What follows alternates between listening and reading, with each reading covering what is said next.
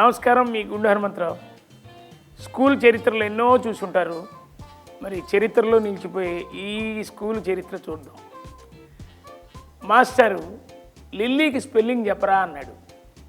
ఏంటండి, లిల్లీకి స్పెల్లింగ్ చెప్పు అన్నాడు. ఆ స్టూడెంట్ కొంచెం రెబలు. వాడు ఏమన్నాడంటే ఎల్ఎల్ఎల్వై. వెంటనే మాస్టర్ కోపం వచ్చింది. లిల్లీకి స్పెల్లింగ్ చెప్పు.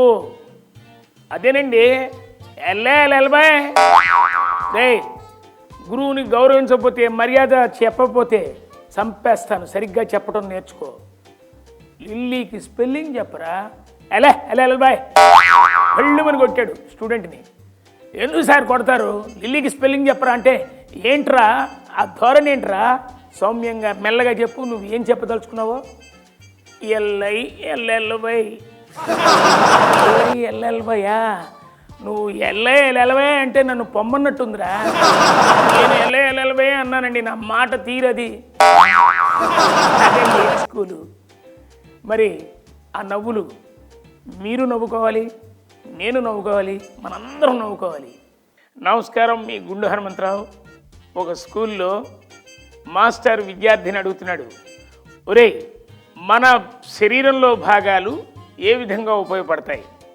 సార్, అప్పు వసూలు చేయడానికి, తల తాకట్టు పెట్టుకోవడానికి, ముక్కు పుండి వసూలు చేయడానికి, గడ్డం పట్టుకొని బతిమలాడడానికి, కాళ్ళు పట్టుకొని క్షమించమని ఆడడానికి, కళ్ళు ఉండేది ఫిగర్ను చూడడానికి. అందుకు సార్. ఒరే, శరీరంలో భాగాలు ఉపయోగపడేది వాటికి కాదు, వేరే అవి చెప్పాలి. అవి అయితే నాకు తెలియదు సార్ అలా అన్నాడండి. మరి నవ్వరు, నవ్వాలి, నవ్వుతూనే ఉండాలి. నమస్కారం, మీ గుండు హనుమంతరావు. ఓ డాక్టర్ దగ్గరికి పేషెంట్ వచ్చి అడుగుతున్నాడు, సార్, తలంతా ఏదోగా ఉంది సార్, ఒకసారి స్కానింగ్ చేయండి అన్నాడు. డాక్టర్ స్కానింగ్ చేశాడు. నీ తల నిండా నీరుందయ్యా.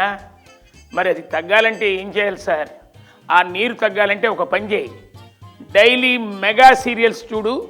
ఆ నీరు నీ కళ్ళ నుంచి కన్నీరై మొత్తం ఖాళీ అయిపోతుందని అన్నాడు. మరి ఇంకొక పేషెంట్ వచ్చాడు. డాక్టర్ని అడుగుతున్నాడు, డాక్టర్ గారు, విపరీతమైన కడుపు నొప్పి సార్, తట్టుకోలేకపోతున్నాను డాక్టర్, ఏదన్నా మందులు ఇవ్వండి సార్ అని అడిగితే, విపరీతమైన కడుపు నొప్పా? సరే, ఇదిగో ఈ 2 ట్యాబ్లెట్లు వేసుకో, మంచినీళ్ళు తాగు, కడుపు నొప్పి కట్ అయిపోతుంది అనగానే పేషెంట్ అన్నాడు, ఆ 2 ట్యాబ్లెట్లు కనుక వేసుకోగలిగే కెపాసిటీ ఉంటే నేను ఇంకో లడ్డే తినేసేవాడిని కదండి అన్నాడు. అదండి, ఆ నవ్వులు పువ్వులు మాకు కావాలి. ఆల్వేస్ నవ్వేడేస్ కావాలి. నమస్కారం, మీ గుండు హనుమంతరావు. ఓ భార్యాభర్తల మధ్య భగ్గుమంది.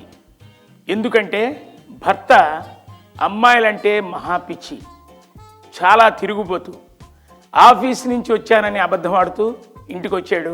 వచ్చిన తర్వాత ఏం జరిగిందంటే, భార్య గుమ్మంలోనే నిలేసింది. ఆగండి, ఎక్కడి నుంచి వస్తున్నారు? ఆఫీస్ నుంచే.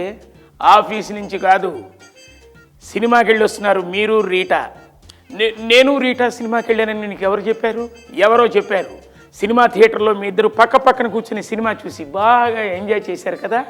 సినిమా థియేటర్లో కూర్చొని మేమిద్దరం సినిమా ఎంజాయ్ చేయటం ఏంటి? నీకు ఎవరు చెప్తున్నారు ఈ బ్యాడ్ న్యూస్ అని అన్నాడు. మా తమ్ముడు అంతా చూసి చెప్పాడు అనగానే వెంటనే భర్త కొంచెం కంగు తిన్నాడు. Sorry Rekha, sorry, I'm very sorry, నీ మనసు కష్టపెట్టాను. ఇలాంటి సందర్భాల్లో మా అమ్మ నీకేమని చెప్పింది? అప్పుడు ఏమని చెప్పింది? భార్యాభర్తల మధ్య గొడవలు వచ్చినప్పుడు, స్పర్ధలు వచ్చినప్పుడు సర్దుకుపోవాలి అని చెప్పింది కదా అన్నాడు. వెంటనే భార్య చిచ్చి అని లోపలికి వెళ్ళిపోయింది. వీడేమనుకున్నాడు, చాలా ఆనందపడిపోయాడు. నా భార్య యాక్సెప్ట్ చేసేసింది, మన ఆటలు సాగుతాయి, భూమి మీద సుఖపడితే తప్పు లేదురా అంటూ పాట పాడుకుంటున్నాడు. అంతలోకి ఆవిడ బయట వెళ్ళిపోవడానికి పెట్టెతో బయటకు వెళ్తూ ఉంది. అలాగనే ఆగాగు రేఖ, ఉన్నట్టుండి ఎక్కడికి వెళ్తున్నావు అన్నాడు. మీ అమ్మాయి ఏమని చెప్పింది? భార్యాభర్తల మధ్య గొడవలు వచ్చినప్పుడు, స్పర్ధలు వచ్చినప్పుడు, తగాదలు వచ్చినప్పుడు, తగవలు వచ్చినప్పుడు సర్దుకుపోవాలని చెప్పింది కదా. అందుకే ఈ పెట్టె సర్దుకున్నాను, పోతున్నాను. సర్దుకుపోవటం అంటే ఈ పెట్టి సర్దుకుపోయేయటం కాదు, మనం కాస్త సర్దుకుపోవాలనే అర్థమే. నన్ను అర్థం చేసుకో రేఖ, ఓయ్ రేఖ. ఆ భార్యాభర్తల భాగవతం నవ్వాలి, మరి నవ్వుతూనే ఉండాలి. Thank you. నమస్కారం, మీ గుండె హనుమంతరావు.